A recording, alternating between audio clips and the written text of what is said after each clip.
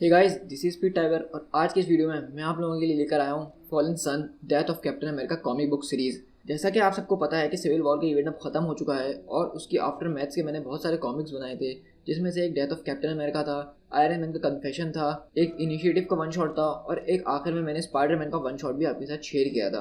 तो इन सारे one shot के बाद आपको पता चल गया होगा कि सिविल वॉर के बाद अब हालात किस तरह से गुजर रहे हैं कॉमिक बुक्स के अंदर।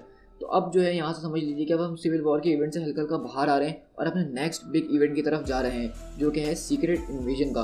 और ये एक बहुत ज़्यादा ज़बरदस्त इवेंट है, तो इसलिए ये इवेंट मैं आपको इसी तरह से शेयर करना चाहता हूँ कि जिस तरह से कॉमिक बुक सीरीज़ चल रही है, मतलब स्टेप बाय स्टेप, तब जाके आपको सही मज़ा आएगा सीक्रेट इन्वेजन के मेन इवेंट को देखने में। तो इसलिए आप लोग से मुझ पर भरोसा कीजिए और जो सीरीज़ में शेयर कर रहा हूँ उनको रेगुलरली देखते रहिए। तो अब जो हमारा नेक्स्ट स्टेप है सीरीज़ के अंदर वो है fallen son death of Captain America comic book series. ये सीरीज़ जो है 5 इश्यूज़ के अंदर है और बेसिकली हम इन 5 इश्यूज़ में देखेंगे कि कैप्टन अमेरिका की डेथ की वजह से पूरी मार्वल यूनिवर्स के ऊपर क्या असर पड़ रहा है, मतलब जो कम्युनिटी है सुपर हीरो उसके ऊपर क्या असर पड़ रहा है। हम इसमें जो है 5 इश्यूज़ के अंदर 5 सुपर हीरोज़ के नज़रिए देखेंगे, जैसे कि कैप्टन अमेरिका की नज़र से देखेंगे, आयरन मैन की नज़र से देखेंगे, स्पाइडर मैन की नज़र से देखेंगे और वुल्वरीन की नज़र से देखेंगे। तो आज जो है इसका मैं पहला एपिसोड आपके साथ शेयर करने लगा हूँ और इस सीरीज़ के 5 एपिसोड्स होंगे, जैसे कि 5 इश्यूज़ हैं। तो आज का जो पहला एपिसोड है ये है वुल्वरीन के ऊपर। तो इसमें हम देखेंगे कि वुल्वरीन ने क्या किया जब उसको पता चला कि कैप्टन अमेरिका की डेथ हो चुकी है। सो गाइस, इस सीरीज़ को स्टार्ट करने से पहले मेरी सिर्फ एक ही रिक्वेस्ट है कि अगर आप मेरे चैनल पे फर्स्ट टाइम आए तो प्लीज़ मेरे चैनल को सब्सक्राइब जरूर कीजिएगा और बेल आइकन ज़रूर दबाइएगा ताकि आप इस सीरीज़ के सारे एपिसोड्स फ़ौरन देख सकें। सो गाइस, चलिए इस सीरीज़ को स्टार्ट करते हैं।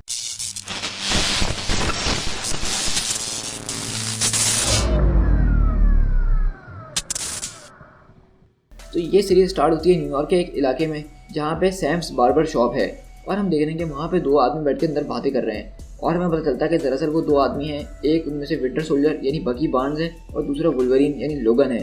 तो विंटर सोल्जर बोलता है कि मैं तुमसे किसी भी बहस करने के मूड में नहीं हूँ क्योंकि मैं उस वक्त वहीं पर था जब उनको गोली लगी थी, मैं वो चीज़ जुटला नहीं सकता हूँ। तो वहाँ पर लोगन बोलता है कि बब, ऐसा हो सकता है कि तुम्हें ख़ास तौर पर वहाँ पर भेजा हो वो देखने के लिए जो वो दिखाना चाह रहे थे। वैसे भी तुमने कहा था ना कि तुम्हें तो निक फ्यूरी ने वहाँ पे भेजा था, तो हो सकता है कि वो निक फ्यूरी ही तुम्हें दिखाना चाहता हो मेरे बच्चे। तो बकी बोलता है कि मैंने जो देखा है वो किसी को भी देखना नहीं था, मतलब वो कोई उसको देखना चाहता भी नहीं था और वो कोई झुटला भी नहीं सकता है क्योंकि मैं वहीं पे था, मैंने अपनी आंखों से देखा है, वो डेथ ऑफ कैप्टन अमेरिका थी। तो लोगन बोलता है कि मेरे बच्चे, चीज़ें हमेशा वैसी नहीं होती जैसी वो नज़र आती हैं। ये जगह पहले कभी बार्बर शॉप हुआ करती थी, लेकिन इस जगह पे जो है अजीब व गरीब स्मेल्स आ रही हैं। बकी बोलता है कि हाँ मुझे पता है और शायद तभी तुम मुझे यहाँ पे मिलने के लिए आए हो, क्योंकि मुझे पता है कि ये जगह पहले शील्ड की एक बेस हुआ करता था और यहाँ पे आप बाल कटवाने आए हुए हैं और अगर आप शील्ड एजेंट हैं तो वो बंदा एक ऐसा बटन दबाएगा चेयर में से जो सीधा आपको शील्ड की फैसिलिटी में ले जाएगा। वो भी क्या दिन होंगे ना। मेरे ख्याल में शील्ड वाले जो है जेम्स बॉन्ड की मूवीज़ कुछ ज़्यादा ही देखते थे पहले। और अगले पल हम देखते हैं कि बकी जो है उस सीट का एक लीवर गलती से हिला देता है और वो सीधा नीचे चले जाता है। तो लोगन पूछता है कि बब, तुम ठीक हो ना, तुम्हें मेरी मदद की ज़रूरत तो नहीं है बेटा। तो बकी बोलता है कि हाँ मुझे तुम्हारी मदद की ज़रूरत है। तो लोगन पूछते हैं क्या हुआ, मैं तुम्हारे लिए क्या कर सकता हूँ। तो बकी बोलता है कि सिर्फ ये तुम मुझे बच्चा और बेटा बोलना बंद कर दो, लेकिन तुम मुझे एक बच्चे की तरह ही याद हो। तुम उस वक्त एक बच्चे ही हुआ करते थे जब तुम कैप्टन अमेरिका के साथ लड़ रहे थे और मैंने वो सारी लड़ाइयाँ तुम्हारी देखी थी कि किस तरह से एक बच्चा जिसको लड़ाई का शौक था और कैप्टन अमेरिका से मिलने का ख्वाब रखता था, वो कैप्टन अमेरिका के साइड बाय साइड ब्लू और रेड कलर के कॉस्ट्यूम में लड़ रहा था। मुझे सब याद है, मुझे याद है कि तुम उस दिन किस तरह से मरे थे। बकी बोलता है कि हाँ, लेकिन उस दिन सिर्फ मैं ही नहीं था जो मरा था, उस दिन मेरे साथ साथ जो है दुनिया ने कैप्टन अमेरिका को भी खोया था। तो लोगन बोलता है कि एग्जैक्टली, मैं तुमसे यही कहना चाह रहा हूँ कि हमने 70 साल पहले भी कैप्टन को खो दिया था, लेकिन वो हमें एक आइस के ब्लॉक में मिले और वो तब भी जिंदा थे। मैं सिर्फ तुमसे इतना कहना चाहता हूँ बब कि कैप्टन अमेरिका यहाँ पे पहली बार नहीं मरे हैं, वो इससे पहले भी कई बार जा चुके हैं और वो दोबारा लौट के आ चुके हैं। कम से कम हमें उनको ढूंढने की कोशिश करनी चाहिए। तो बकी बोलता है कि आखिरकार तुम्हें मुझसे चाहिए क्या, वो बताओ तुम। कि वो लोग कहते हैं कि कैप्टन अमेरिका मर चुके हैं, तो अब हमारा अगला स्टेप यही होना चाहिए कि हम उनकी बॉडी को आइडेंटिफाई करें। बकी बोलता है क्या तुम्हारा दिमाग ख़राब हो चुका है, तुम क्या कह रहे हो कि हम वहाँ शील्ड बेस में जाएंगे और जाके कैप्टन अमेरिका की बॉडी को देखेंगे? तुम कह रहे हो कि हम सीधा शेर के मुंह में चले जाएं? मैं तुम्हारे इस मिशन में तुम्हारा साथ नहीं देने वाला हूँ लोगन। तो लोगन बोलता है कि क्यों, तुम मेरे साथ क्यों नहीं देना चाहते? क्या तुम्हें कैप्टन अमेरिका से कोई प्यार नहीं है, कोई लगाव नहीं है? तो बोलता है कि मेरे एजेंडाज अलग हो चुके हैं, मैं तुम्हारे इस मिशन में साथ नहीं दे सकता हूँ। और इस तरह हम देखते हैं कि लोगन जो है वहाँ से चले जाता है। तो बकी बोलता है कि हे लोगन, अगर तुम कैप्टन अमेरिका को देखो तो उनसे मेरा हेलो ज़रूर कह देना। फिर इस तरह हम यहाँ से शिफ्ट होते हैं न्यूयॉर्क में हेल्स किचन के अंदर, जहाँ पे हम देख रहे हैं कि डेयर डेविल जो है रात के टाइम बिल्डिंगों में से फलांगता हुआ इधर से उधर जा रहा है और बोल रहा है कि न्यूयॉर्क में तो सन्नाटा ही हो गया है जब से वो हम जंग हारे हैं या वो लोग जीते हैं। और हम यहाँ देखते हैं कि पीछे से जो है वुल्वरीन डेयरडेविल के ऊपर अटैक करता है, लेकिन डेयरडेविल उसका हमला डॉज कर देता है और बोलता है कि तुम्हें क्या लगा लोगन कि तुम इस तरह मेरे ऊपर पीछे से आओगे और मुझे मार दोगे? तुम्हारे बदन पे जो बियर की स्मेल है ना, वो मैं 4 ब्लॉक दूर से भी सूंघ लेता हूँ। लोगन बोलता है कि बाप, मुझे मालूम था कि तुम कुछ ऐसा ही करोगे, लेकिन मुझे चेक करना था क्योंकि मैंने सुने हैं रूमर्स कि तुम्हारे कॉस्ट्यूम के अंदर 2-3 लोग और घूम रहे हैं, तो मुझे पता करना था कि मैं सही वाले डेयरडेविल से बात कर रहा हूँ कि नहीं। और मैं जो हूँ कैप्टन अमेरिका की बॉडी को देखने चाह रहा हूँ और मैं चाहता हूँ कि तुम भी मेरे साथ चलो। तो डेयरडेविल बोलता है कि लोगन, तुम्हें पता है कि लोग मरते हैं और तुमसे ज़्यादा ये अच्छी बात कोई नहीं जानता होगा। हम जो है वहाँ जाते ही गिरफ्तार हो जाएंगे, हमारे पास कोई प्लान नहीं है, हम वहाँ से निकलेंगे कैसे, हम वहाँ जाएंगे कैसे? तो लोगन बोलता है कि मेरे पास एक बंदा है। फिर हम यहाँ से शिफ्ट होते हैं सीधा शील्ड हेलीकैरियर के अंदर, जो कि न्यूयॉर्क के ऊपर 10,000 फीट पे घूम रहा है, यानी कि ये शील्ड का हेडक्वार्टर है इस वक्त। और हम यहाँ देख रहे हैं कि शील्ड एजेंट जो यहाँ पे इधर से उधर घूम रहे हैं और अभी भी वो यानी कि सिविल वॉर के इवेंट से नए नए निकले हैं, तो सिचुएशन पे काबू पाने की कोशिश वगैरह कर रहे हैं। लेकिन हम यहाँ अगले पल देखते हैं कि लोगन और डेयरडेविल यानी वुल्वरीन और डेयरडेविल दोनों इस बिल्डिंग में घुस चुके हैं और वो उनके सामने ही खड़े हैं। तो लोगन कहता है कि इसका मतलब तो ये है कि इस बिल्डिंग में अब सिर्फ तुम अकेले अंधे नहीं हो बब। तो डेयरडेविल पूछता है तो क्या मतलब, ये हमें सुन भी नहीं सकते हैं? तो वहीं से हमें पता चलता है कि इनकी मदद करने के लिए जो आदमी था वो डॉक्टर स्ट्रेंज था, और डॉक्टर स्ट्रेंज ने एक ऐसा स्पेल कास्ट कर दिया है जिसकी वजह से इनको कोई ना देख सकता है ना सुन सकता है। लेकिन डॉक्टर स्ट्रेंज आगे उनको वार्न करते हैं कि तुम्हारे पास अब सिर्फ 10 मिनट रह गए हैं, तुम्हें जो करना होगा 10 मिनट के अंदर करना होगा, इसके बाद मेरा मैजिक काम करना छोड़ देगा कि ना मैं तुम्हारी मदद कर पाऊंगा, उसके बाद ना मैं तुम्हारा साथ दे पाऊंगा, सिर्फ तुम्हारे पास 10 मिनट हैं। तो वहीं पर डेयरडेविल बोलता है कि तुम वहाँ पे कहाँ जा रहे हो? तुमने तो बोला था कि कैप्टन अमेरिका की बॉडी को बेसमेंट के अंदर रखा गया है, यानी सबसे नीचे वाले फ्लोर में। तो लोगन बोलता है कि हाँ, लेकिन ज़रा रुक जाओ, हम वहाँ पे भी जाएंगे। तो वहाँ पे डेयरडेविल बोलता है कि क्या मतलब, तुम यहाँ पे कैप्टन अमेरिका के लिए नहीं आए थे? मैंने सुना है कि इन लोगों ने कैप्टन अमेरिका के कातिल को यहाँ पे लॉक करके रखा हुआ है, कहीं तुम उसको मारने के लिए तो यहाँ पे नहीं आए हो? मैं तुम्हें उसको मारने नहीं दूंगा बिल्कुल भी, ये बात ध्यान में रखना लोगन।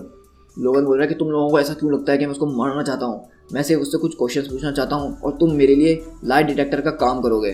तो डेयरडेविल बोल रहा है कि तुमने मुझसे ये बात पहले क्यों नहीं बोली, तुमने मुझसे झूठ क्यों कहा? तो लोगन बोल रहा है कि मेरे ख्याल से अगर मैं तुम्हें सच बताता तो तुम शायद मना कर देते। तो डेयरडेविल बोलता है कि तुम यहाँ पे टेलीपैथ को क्यों नहीं लेकर आए, जैसे कि एमा फ्रॉस्ट वगैरह। तो लोगन बोलता है कि ये एक्समैन का काम नहीं है, ये एवेंजर्स का काम है, और वैसे भी तुम तो एक लॉयर हो ना।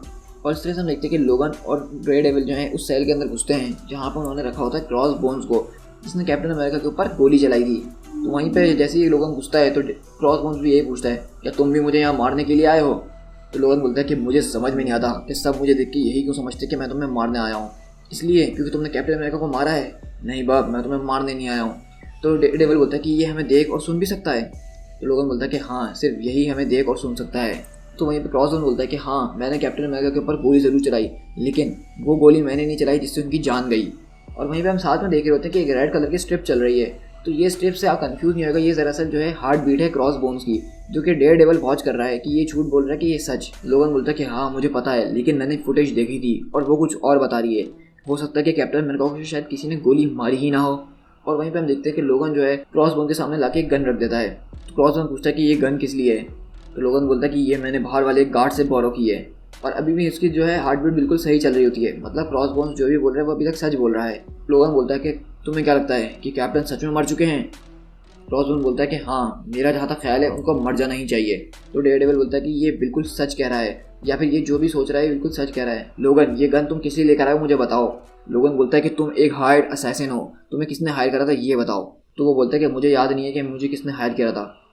तो लोगन बोलता है ये तो बहुत ही कमज़ोर जवाब है तुम्हारा, चलो मैं एक अंधेरे में तुक्का लगाता हूँ, कहीं वो रेड स्कल तो नहीं था, क्योंकि रेड स्कल सबसे ज़्यादा कैप्टन से नफरत करता था और तुम रेड स्कल के साथ काफ़ी काम भी कर चुके हो।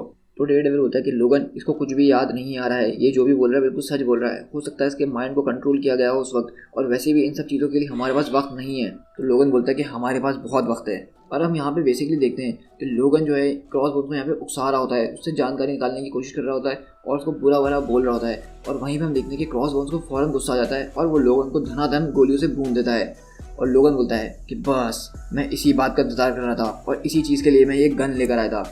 और वुल्वरीन जो है सीधा अपने क्रॉस निकाल रहा होता है और क्रॉसबोन के अंदर घुसाने ही वाला होता है, लेकिन वहीं पे डेयरडेविल आता है और उसको रोकता है और बोलता है कि बस लोगन, बहुत हो गया, तुम इसको यहाँ पे गन इसलिए लेकर आए थे ताकि वो तुम पे शूट करे और तुम उसको अपने सेल्फ डिफेंस में मार दो, और मैं किसी भी इंसान के राइट्स को इस तरह नज़रअंदाज नहीं कर सकता हूँ। तो तुमने क्या सोचा कि तुम अपनी सेल्फ डिफेंस में इसको मार दोगे और मैं ये होने दूंगा? मैं सिर्फ यहाँ पे इसलिए आया था ताकि हम जानकारी हासिल कर सकें, समझे? अब हम इसको नहीं मारेंगे। और उसको वैसे भी कुछ पता नहीं है, ये सच बोल रहा है। तो हम देखते हैं कि लोगन अपने क्रॉस वापसी अंदर करता है, लेकिन उसको एक बहुत ज़ोरदार मुँह पे मुक्का मार देता है तो डेयरडेविल बोलता है कि अब तुम्हें सही फील हो रहा है, चलो वापसी की तैयारी करो, हमारे पास ज़्यादा वक्त नहीं है। लोगन बोलता है कि तुम्हें जहाँ जाना है जाओ, मैं यहाँ से अभी इतनी जल्दी नहीं जाने वाला। तो डेयरडेविल बोलता है कि तुम क्या बात कर रहे हो।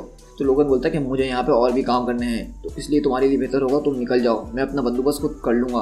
और हाँ, अगर तुम्हें ये बात परेशान करनी कि मैं क्रॉस बोन्स के लिए यहाँ रुक रहा हूँ तो ऐसा नहीं है, लेकिन तुम्हारी जितनी भी मदद तुमने मेरी करी उसके लिए बहुत बहुत शुक्रिया। तुम्हारी ज़िंदगी में पहले ही बहुत मसले हैं मॉर्डॉक, तो इसलिए मेरा मसला अपने अंदर ऐड नहीं करो।